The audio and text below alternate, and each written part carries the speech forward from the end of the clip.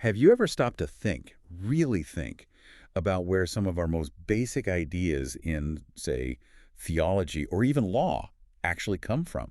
Not just their dictionary definition now, but their whole backstory. It's a really important question. These concepts we use, they have histories, they've evolved. Exactly. So, welcome to a deep dive where we're going to explore the really intricate journey of three huge ideas: justice, satisfaction, and propitiation. We've got this great set of sources you sent over, tracing how these terms changed shape from ancient Rome through the Middle Ages right up to the Reformation. Our mission today is basically to unpack that historical and theological evolution. We're going to try and trace a line, if you like, from a Roman lawyer all the way to, key figures of the Reformation and see how things shifted, sometimes dramatically. Yeah, it's quite a story. We're looking at how the meaning itself transforms across centuries and cultures. Totally. We'll find out how something seemingly simple, like giving each their due, kind of blossomed into these really complex theological systems. And it leads to a definition of propitiation that, spoiler alert, wasn't really there in the earliest Christian thinking at all. Definitely some surprises in store. Yeah, get ready for a few aha moments, because this really challenges some common assumptions, I think. Okay, so let's dive in. Before we get tangled up in, heavy theology, we actually need to start somewhere else, somewhere surprisingly secular. Ancient Rome. Our sources point us straight to a guy named Domitian Ulpian. He was a major legal mind back in the 3rd century AD. That's right. And what's fascinating about Ulpian and why he's our starting point is his definition of justice. It's incredibly influential. He said, "Iustitia est constans et perpetua voluntas ius sum cuique tribuendi." Okay, can you break that down for us? Sure. It translates roughly as, justice is the constant and perpetual will to give to each one their due. Simple, direct, very Roman. To give each one their due. Okay, but this is coming from a jurist, a lawyer, not a priest or a theologian. How does a purely legal definition end up being so important hundreds of years later in Christian thought? Well, that's exactly the point. It wasn't theological initially. It came out of a very structured legal system. Think civil law, rights, duties between citizens, human order. There's no mention of God here. Right. But the definition itself, it's so clear, so logical, it just stuck. It survived the fall of Rome. It influenced medieval scholastic thinkers, the big academic theologians of the Middle Ages, and eventually it seeped right into Christian moral theology. So it provided a kind of framework. Precisely. It's like the bedrock, the starting point for a lot of what comes later when people start thinking systematically about divine justice. Okay, so we've got Ulpian's justice as our foundation. Now let's jump forward quite a bit. About 8 centuries to the 11th century, we meet a really key figure, a monk named Anselm of Canterbury. And he introduces a concept that, it really shakes things up: satisfaction. Yes, Anselm. His work, Cur Deus Homo, which means Why God Became Man, is a landmark. He fundamentally shifts how sin is understood, at least in the West. How so? What was the old view and what did Anselm change? Well, before Anselm, many church fathers talked about Christ's work as, say, a victory over the devil or rescuing humanity. Anselm reframed it. He argued that sin isn't just breaking a rule, it's an offense against God's honor, his infinite honor. And that offense demands reparation. It needs to be made right. Honor. That sounds very evil. Like a feudal system idea. Exactly. That's the genius of it, in a way. He used the social logic of his time. In feudal society, offending your lord's honor required a specific payment or action, a satisfaction to restore the relationship and the social order. So he applied that to God. Precisely. He argued that humanity, being finite, could never possibly make up for an offense against God's infinite honor. The debt was too great. So the only solution was for someone who was both human to represent us and God to have the infinite capacity to pay that debt. That someone, for Anselm, was Christ. His life and death offered the necessary satisfaction. So this is a completely new way of framing the atonement. It was a new paradigm, certainly in terms of emphasis and systematic explanation. And get this, the sources stress that before Anselm, really before the year 1000 AD, you don't find writers using the word satisfaction in this specific technical theological way to describe what Christ did. He essentially invented this theological usage. Wow.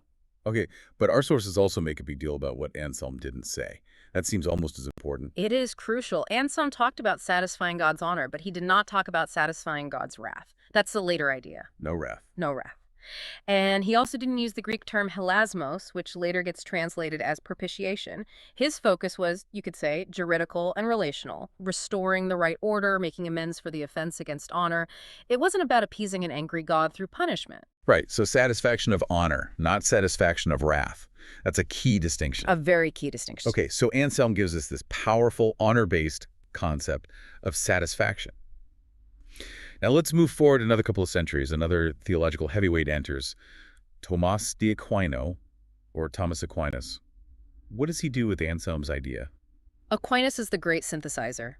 He takes Anselm's concept of satisfaction and does something incredibly significant. He merges it directly with Ulpian's old Roman definition of justice. Ah, bringing the strands together. How did that work? Well, Aquinas, writing his massive Summa Theology, explicitly talks about Christ's work as providing satisfaction for sin, but he frames it specifically as a satisfaction of divine justice. Divine justice. So using Ulpians, giving each their due, but applying it to God himself. Exactly. He essentially takes that legal principle, giving what is due, and says that's how God's justice operates. Christ's suffering and death, therefore, become the payment due for sin, perfectly satisfying the requirements of God's own righteous, just nature. So for Aquinas, Christ's sacrifice isn't just an act of satisfaction. It's an act that fulfills God's inherent justice. Precisely. It links the payment for sin directly to the very character of God as just. Ulpian's legal ordering idea of justice is now fully integrated into the concept of God's essential being. It's a powerful synthesis of Roman law, Anselm's satisfaction, and Christian theology. Okay, this is getting complex but fascinating. Yeah. Ulpian's justice, Anselm's satisfaction, Aquinas' divine justice. Now, we hit the 16th century, the Reformation. Figures like Luther, Calvin, this seems to be where things take another major turn. This is arguably the most significant pivot. The Reformers, they built on the foundations laid by people like Anselm and Aquinas, but they added new, powerful emphasis. What was the key shift? The key shift involves the Greek word hilasmos. The Reformers started using this term, often translated as propitiation, to describe Christ's sacrifice. But crucially, in their interpretation, hilasmos came to mean the act of satisfying God's wrath against sin. Ah, so now wrath enters the picture explicitly tied to satisfaction. Exactly. For the first time, really, in a systematic way, you see these concepts fused together. Anselm's satisfaction, the idea of divine justice, influenced by Ulpian via Aquinas, and this interpretation of hilasmos as appeasing divine anger. So a kind of theological perfect storm. Satisfaction plus justice plus wrath appeasement. Propitiation, in their view. You could put it that way. This new understanding saw Christ's death not just as satisfying honor or even abstract justice, but specifically as absorbing and turning away God's righteous anger against human sinfulness. It's a shift towards a more, penal understanding. And this became a dominant view. Very much so, especially within Protestant Reformed theology. And it heavily influenced post-Tridentine Catholic thought, too. It shaped preaching, hymns, personal piety for centuries. Our sources mention an interesting side note here about one reformer possibly drawing on an old Greek story. Yeah. Something about hilasmos in classical Greek. Yes, that's a fascinating detail. While it's not definitively pinned down, there's a suggestion that at least one reformer might have been influenced by the classical Greek usage of hilasmos, or related words. How so? Well, in some ancient Greek texts, like Plutarch, for instance, hilasmos could sometimes mean making an offering to appease an angry god or spirit. Calming their wrath. I see. So the thinking is this classical understanding might have sort of bled into the interpretation of the biblical use of hilasmos, a bridge, if you will, between a pagan Greek concept and a new Christian theological application, reinforcing the idea of wrath appeasement. Interesting how language and history intertwine there. And speaking of the reformers, the sources also briefly mention Luther and Calvin having some initial doubts about the book of Hebrews, even though it talks a lot about sacrifice and priesthood. That's right. It's a curious point. Luther, for instance, apparently considered it less central doctrinally than some other books and didn't write a full commentary on it. Calvin did write a commentary, but he also initially questioned its authorship, though he ultimately accepted it. And how did Calvin interpret its language, like purification of sins in Hebrews 1.3? Calvin saw that purification as referring to Christ's complete work on the cross. The expiation, the removal of guilt, the cleansing from sin. For him, it was all accomplished right there. Okay, so we've traced this line: Roman justice, medieval satisfaction of honor, scholastic satisfaction of divine justice, and finally, Reformation, propitiation as satisfaction of divine wrath. It's an incredible evolution. But what about the very beginning? What did the earliest Christians, the church fathers in the first few centuries, think hilasmos meant? And that is the million-dollar question, isn't it? Because when you look at the sources, the answer is starkly different. How different? The sources we looked at are emphatic. A thorough review of the writings of the early church fathers, we're talking the 1st to the 4th centuries here, shows a completely consistent pattern. They never understood hilasmos, or the related term hilasterion, as actions designed to appease or satisfy God's wrath. Never. That's quite definitive. It is. The idea is simply absent from their writings. Figures like Ignatius of Antioch, Justin Martyr, Irenaeus, Origen, right up to John Chrysostom, they consistently use these terms to talk about God's own merciful action towards us in Christ. So God initiating mercy, not receiving appeasement. Precisely. It was about God providing the means for forgiveness, cleansing, reconciliation, restoring communion. God is the actor, the source of mercy. Can you give an example, like how they interpreted a specific verse? Sure. Take 1 John 2.2, where it says, Christ is the hilasmos for our sins. John Chrysostom, a major figure, comments on this by saying, essentially, that through Christ, God shows his benevolence, his goodwill towards humanity. There's no mention of needing to appease God's anger first. And what about hilasterion, often translated mercy seat, or sometimes propitiation in Romans 3? Similarly, the Greek fathers consistently understood hilasterion, like the mercy seat on the Ark of the Covenant, as representing the place where God's mercy is revealed and accessed. It was a space of grace, not a site for placating divine fury. Okay, so no wrath appeasement.